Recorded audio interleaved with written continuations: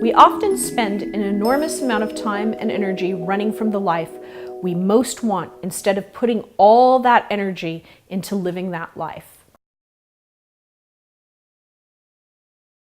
So it's really interesting to me because I encounter lots and lots of people from all over the world doing all the speaking I do.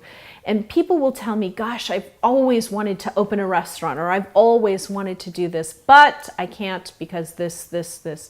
There's this incredible amount of energy sort of focused on here's the case I'm going to build for why I can't have this life that I desperately want to have.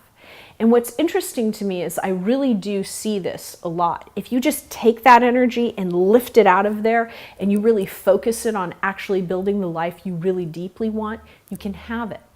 I know that everybody comes to these videos and to this dialogue in a different place in life. I am not naive.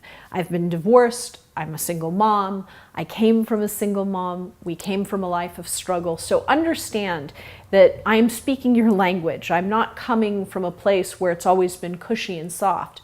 But even then, I really protected the life I wanted. And I did that by placing my energy really into what mattered most to me. So one of the things I would really invite you to do is look at what's really you feel a lot of frustration around, exhaustion around, because you're not enjoying it. Whatever that is in your life, your job, a house that's falling apart, that's too big for you, whatever it is, and determine whether or not you can actually change that thing in your life. And how would you feel if you could? I don't want you to do anything else than really write about how life would be different and how would you actually feel if you actually pursued that thing, whatever that thing is. Just tapping into what that might feel like can actually inspire you to start taking steps in the right direction.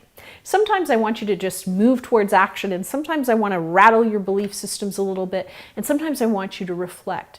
And the whole point of all of this is there are lots and lots of ways to get at this, and depending on who you are and where you are at this place in time is going to determine which one of those techniques works the best. So this time, I just want you to think about what you would feel like if you could create those changes in your life. How would that feel? Think and reflect about that, and that alone might inspire you to create some change.